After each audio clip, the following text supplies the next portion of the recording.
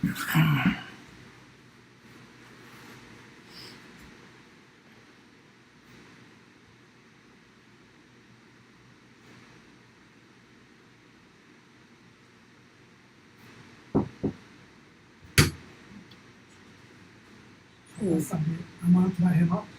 tentar. Vou tentar. In detail, you can use any camera to record or stream. It can be your built-in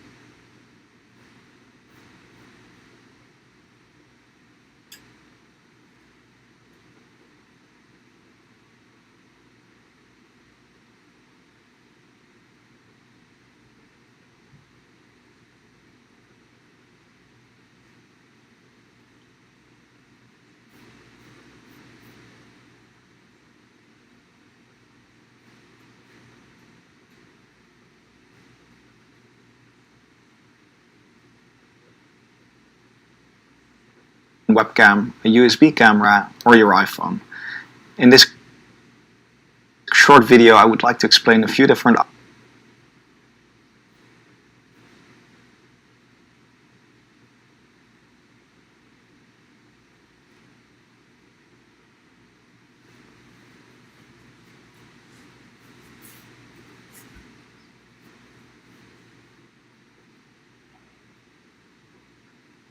options on how you can get details set up with your camera. So let's talk through the different options. First, there's the iPhone. So I install Detail for iOS from the App Store on my iPhone, and I connect it straight in Detail. Ideally, when I connect my phone, I'll be using a USB to Lightning cable, because a cabled connection will give the best performance. This is a standard Apple out-of-the-box version. One end goes into your MacBook, and of course the Lightning port on the other side, and I would just connect it to my Mac.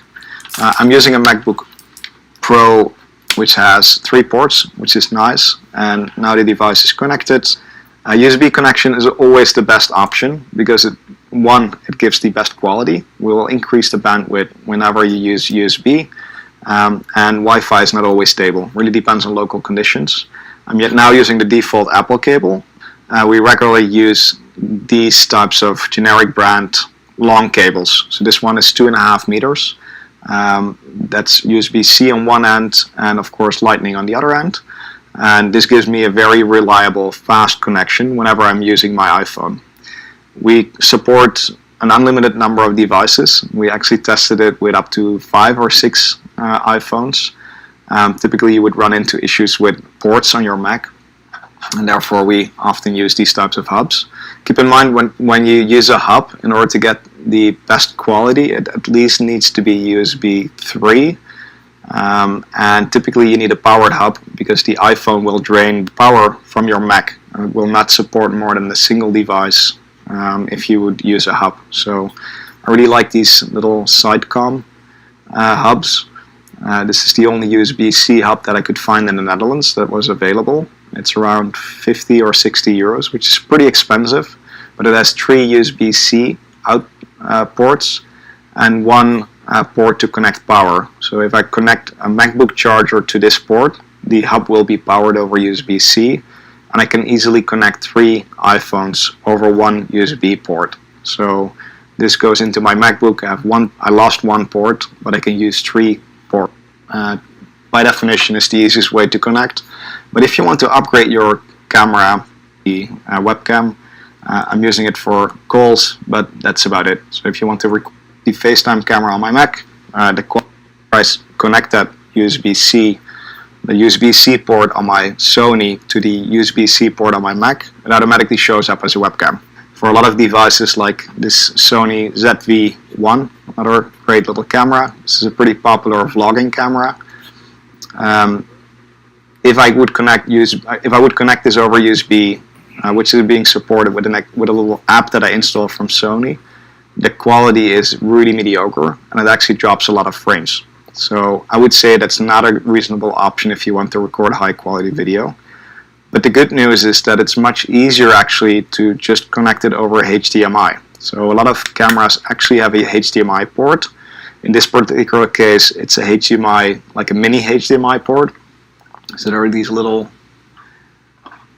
adapters or HDMI, mini HDMI cables. So it has mini HDMI, which looks a little bit like a USB, like a micro USB, and it goes into the HDMI port of the camera. And then on the other end of this adapter, there is a standard HDMI port. You also have cables that have HDMI, like micro or mini HDMI on one end, and the normal size on the other end. So this little dongle goes into a device that we call a capture device. So this is USB-C. So on the other end there is a HDMI in, and this takes a HDMI video feed and actually turns it into a webcam on your system. So this is the generic brand. This is €20. A little bit more expensive variant would be the CamLink, so the 4K CamLink. Both of these devices actually support 4K video. We currently don't support 4K video in detail yet, but who knows, might be coming.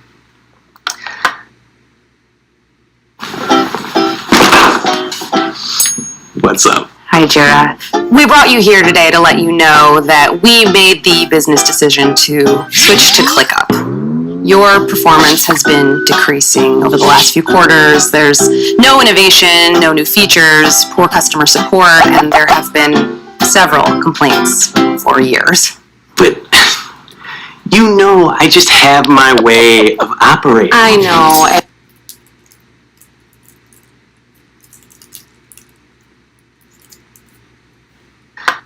And then there is another capture device which is a little bit larger. It takes a HDMI input and an HDMI.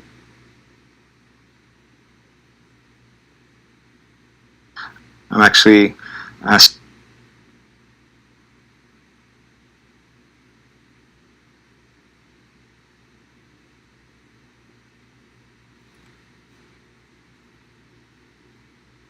angles. So if you want to record, for example, a podcast with multiple cameras, connecting two iPhones and one main camera is actually a really good way to spice up your footage without too much effort and without investing a ton in multiple devices. And then we have the third option, which is a decent camera. Most DSLRs and most cameras that you buy today actually have a HDMI out port. Ideally, you'll find a device that actually supports charging over USB, so you don't necessarily need a dummy battery, because the camera will drain while you use it. So you have these fake batteries that are attaching a battery on one end and a cable on the other end, and they keep the device charged while using it. But some devices like the Sony ZV-1 and the Sony A7 and a lot of Canon models actually charge over USB while you use it. They might drain a little bit, so typically the USB charge is not fast enough to keep it charged while using it, but it's more than enough to record multiple hours of footage or use your webcam all day long and then charge it at night again.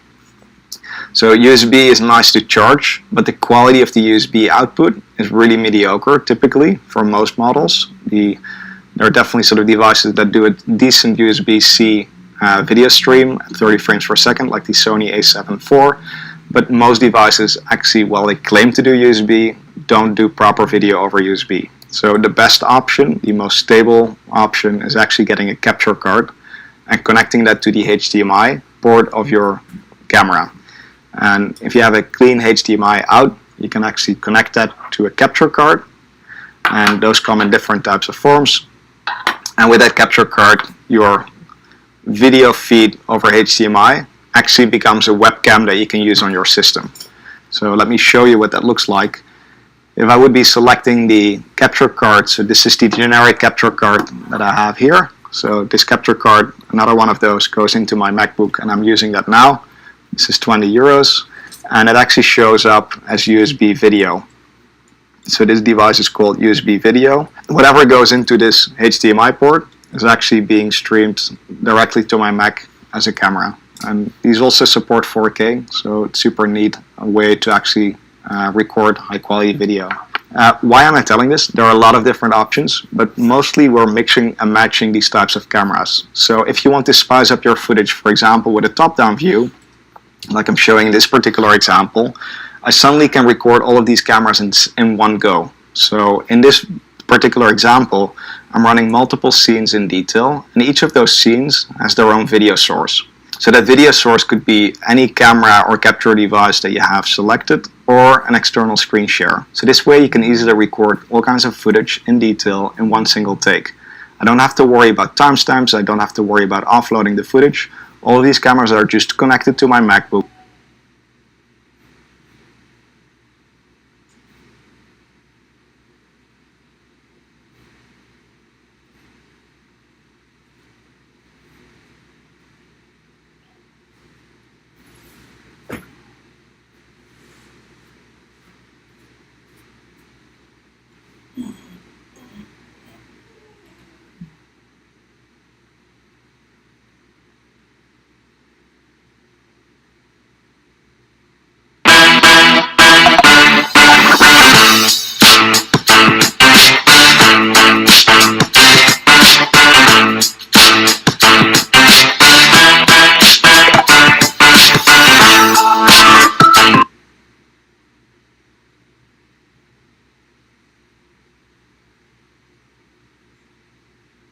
What's up guys?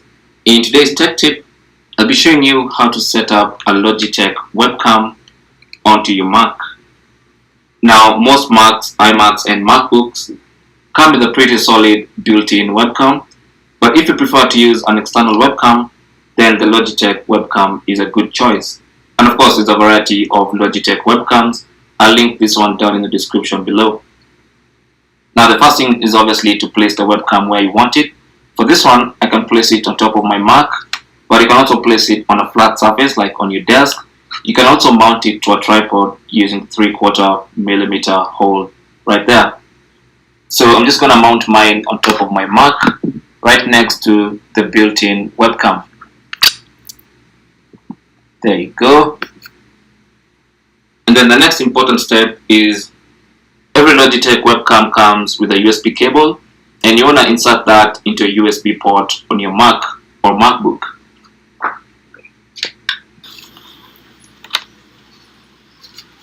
Once it's plugged in, you're ready to go, and now you can launch any application that makes use of the webcam. For instance, I'm going to launch FaceTime.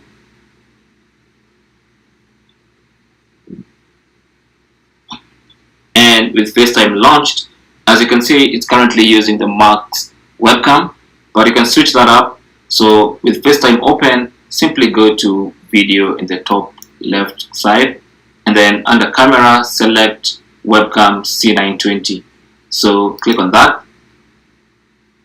You can see the Logitech webcam light up, and it's going to switch to the Logitech webcam, which clearly is a much better camera. And also, some good webcams come with a built-in microphone. This is one of them. So you can also choose to use the microphone of the webcam instead of the built-in Mac microphone. To do that, click on an empty space on your desktop and then go to the Apple logo in the top left corner and select System Preferences. On the System Preferences window, click on Sound, and then under Sound, with input selected because you're using the microphone, choose your Logitech webcam. Mine is a C920 Logitech webcam, so choose that, and as you can see, it works and it records audio. Now personally, I prefer to use the built-in Mac microphone together with the Logitech webcam, and that's basically how to connect and set up a Logitech webcam on your Mac. Thanks for watching. Leave your comments and questions down below, and good luck.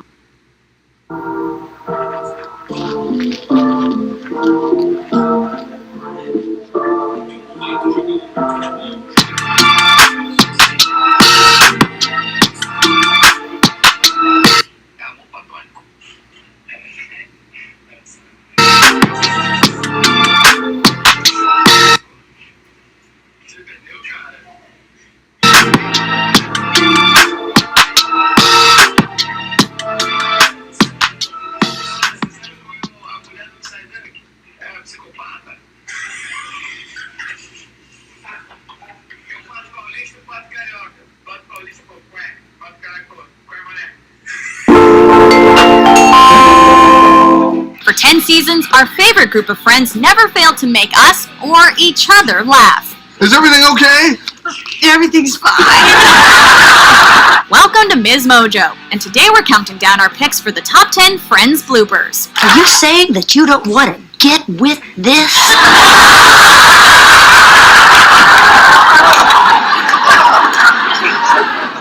You see, I'm not saying...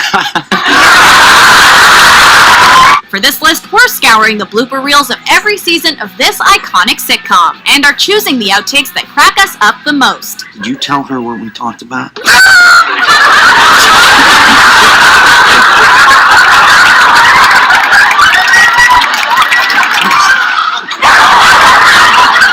Number 10, Joey and Ross nap. Die Hard, still great. Yeah. After sitting down to yet another screening of Joey's favorite movie, Die Hard, Joey and Ross accidentally fall asleep and end up cuddling. Joey considers it the best nap he's ever had, and keeps trying to convince or even trick Ross into napping with him again. Come on, admit it.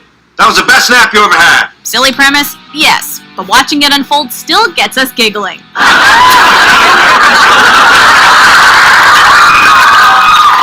Turns out that was the case for Matt LeBlanc and David Schwimmer too, because the actors could barely get through the season 7 scene without breaking, no matter how many times they shot it.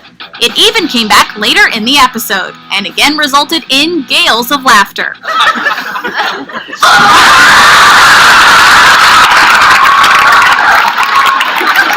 Number 9, a little double take. I can't believe Emma's still asleep. I know, what are we gonna do? By the time Friends had reached its 10th season, the cast had grown very close, which means that on occasion they'd poke fun at each other's on-set slip-ups.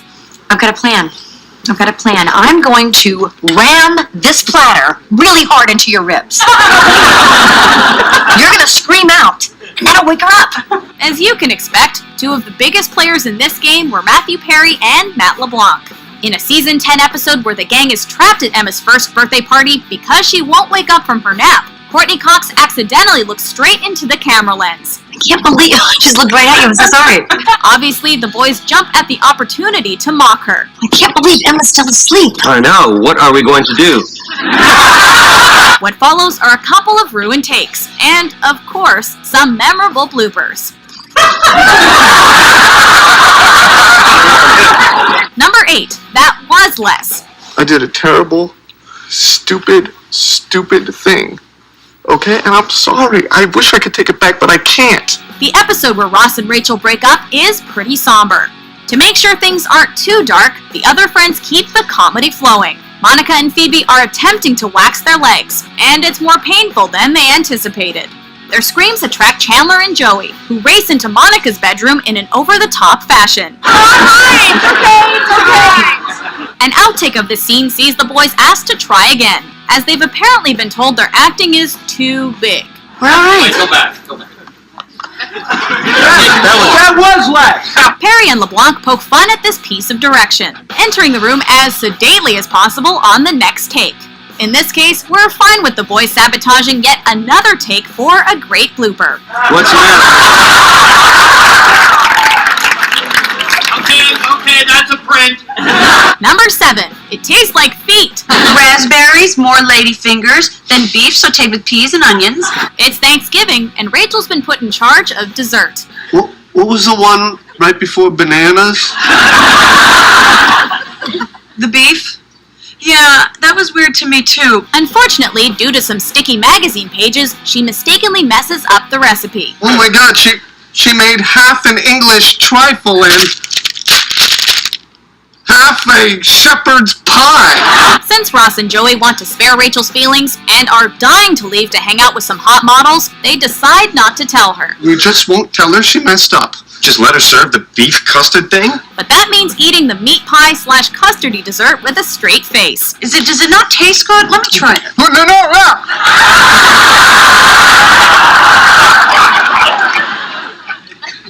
All gone.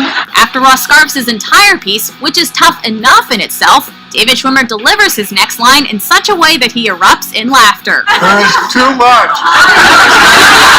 Matt LeBlanc doesn't even notice his co-star has broken, and continues eating his pie, but ultimately he's unable to fight off the giggles. I like it.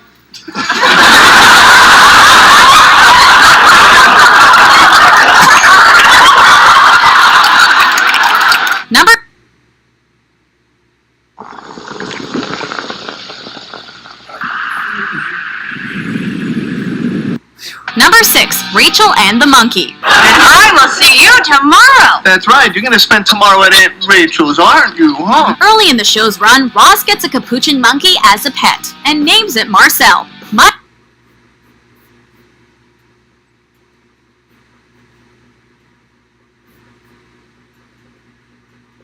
Launchpad. Right.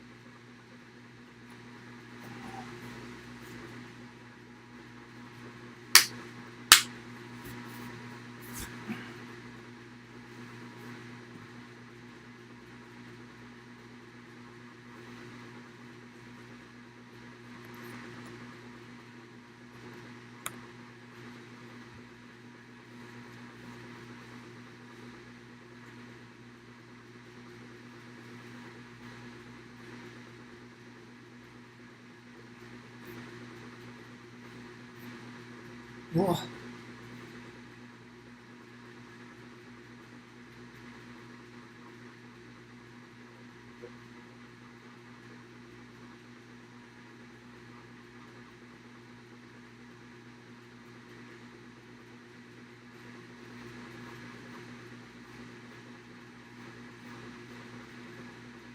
Acho justo.